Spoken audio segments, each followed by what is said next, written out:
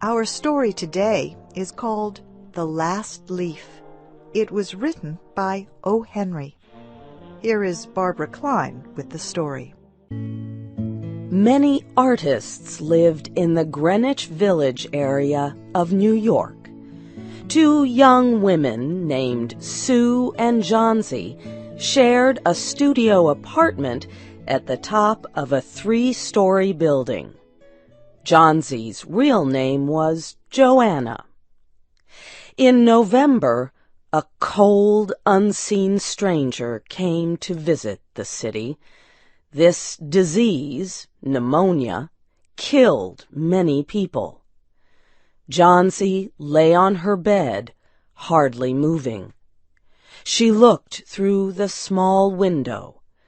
She could see the side of the brick house next to her building. One morning, a doctor examined Johnsy and took her temperature. Then he spoke with Sue in another room.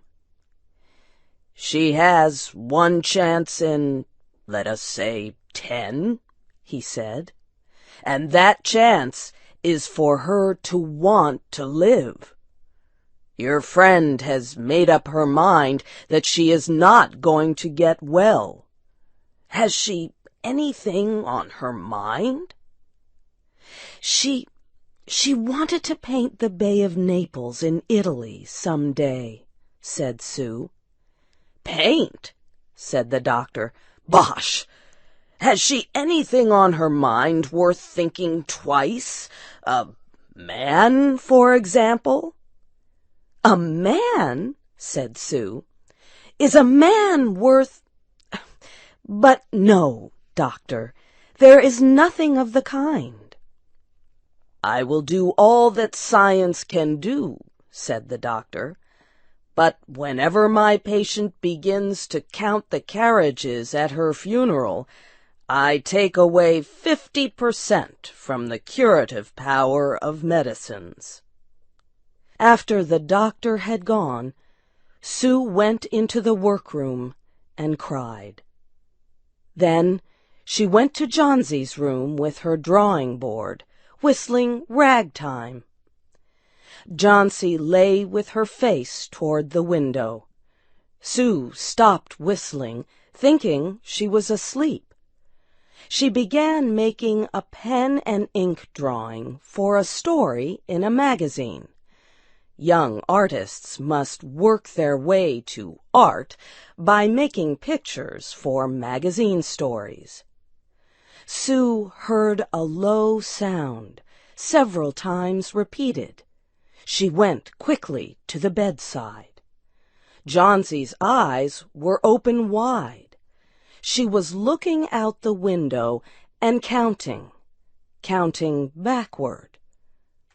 12, she said, and a little later, 11, and then 10, and 9, and then 8 and 7, almost together. Sue looked out the window. What was there to count? There was only an empty yard and the blank side of the house 7 meters away.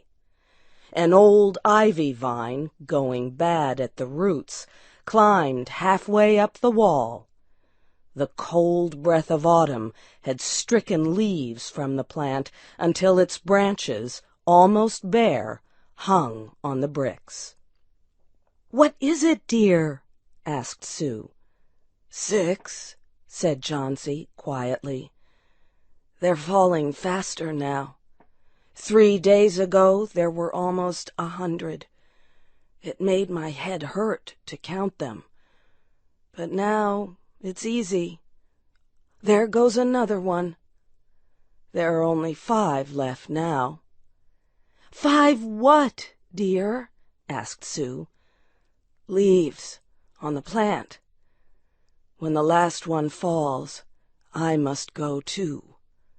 I've known that for 3 days. Didn't the doctor tell you?" "Oh, I never heard of such a thing," said Sue. "What have old ivy leaves to do with your getting well?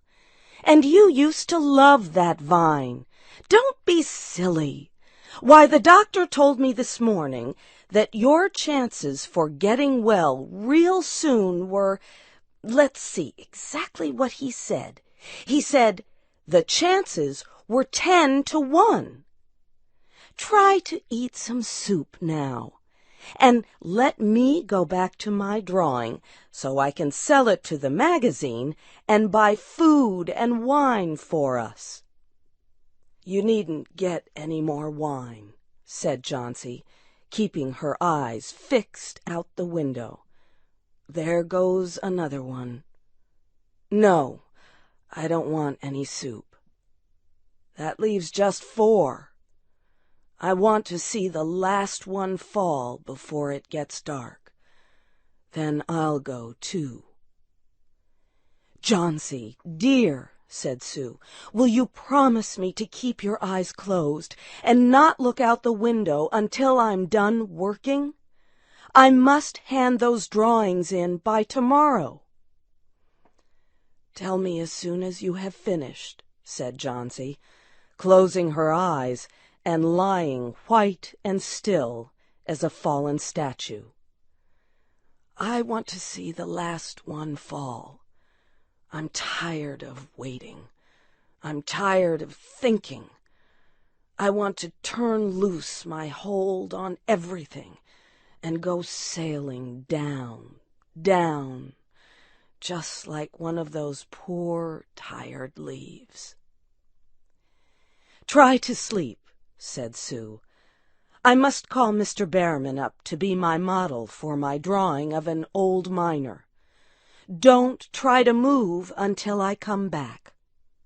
Old Behrman was a painter who lived on the ground floor of the apartment building. Behrman was a failure in art. For years he had always been planning to paint a work of art, but had never yet begun it. He earned a little money by serving as a model to artists who could not pay for a professional model. He was a fierce little old man who protected the 2 young women in the studio apartment above him. Sue found Behrman in his room. In one area was a blank canvas that had been waiting 25 years for the first line of paint. Sue told him about Johnsy and how she feared that her friend would float away like a leaf. Old Behrman was angered at such an idea. Are there people in the world with the foolishness to die because leaves drop off a vine? Why do you let that silly business come in her brain? She is very sick and weak, said Sue, and the disease has left her mind full of strange ideas. This is not any place in which one so good as Miss Johnsy shall lie sick, yelled Behrman. Some day I will paint a masterpiece, and we shall all go away. Johnsy was sleeping when they went upstairs. Sue pulled the shade down to cover the window. She and Behrman went into the other room. They looked out a window fearfully at the ivy vine. Then they looked at each other without speaking. A cold rain was falling, mixed with snow. Behrman sat and posed as the miner. The next morning, Sue awoke after an hour's sleep. She found Johnsy with wide-open eyes staring at the covered window. "Pull up the shade. I want to see," she ordered quietly. Sue obeyed. After the beating rain and fierce wind that blew through the night, there yet stood against the wall one ivy leaf. It was the last one on the vine. It was still dark green at the center, but its edges were colored with the yellow. It hung bravely from the branch about 7 meters above the ground. "It is the last one," said Jauncey. "I thought it would surely fall during the night. I heard the wind. It will fall today, and I shall die at the same time." "Dear, dear," said Sue, leaning her worn face toward the bed, "think of me if you won't think of yourself. What would I do?" But Jauncey did not answer.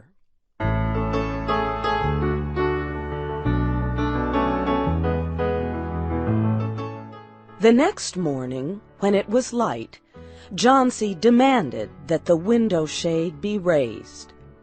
The ivy leaf was still there. Jauncey lay for a long time looking at it.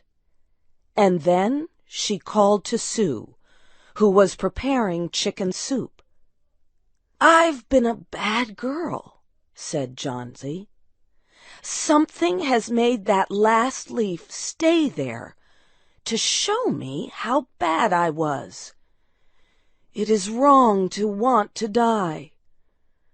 You may bring me a little soup now." An hour later she said, "Some day I hope to paint the Bay of Naples." Later in the day the doctor came, and Sue talked to him in the hallway. "Even chances," said the doctor. "With good care, you'll win. And now I must see another case I have in your building. Behrman, his name is, some kind of an artist, I believe. Pneumonia, too. He is an old, weak man, and his case is severe. There's no hope for him, but he goes to the hospital today to ease his pain." The next day the doctor said to Sue, "She's out of danger. You won. Nutrition and care now. That's all." Later that day, Sue came to the bed where Jauncey lay and put one arm around her.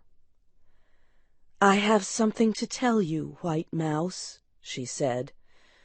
"Mr. Behrman died of pneumonia today in the hospital. He was sick only 2 days. They found him the morning of the first day in his room downstairs, helpless with pain. His shoes and clothing were completely wet and icy cold. They could not imagine where he had been on such a terrible night. And then they found a lantern, still lighted, and they found a ladder that had been moved from its place, and art supplies and a painting board with green and yellow colors mixed on it. And look out the window, dear, at the last ivy leaf on the wall. Didn't you wonder why it never moved when the wind blew?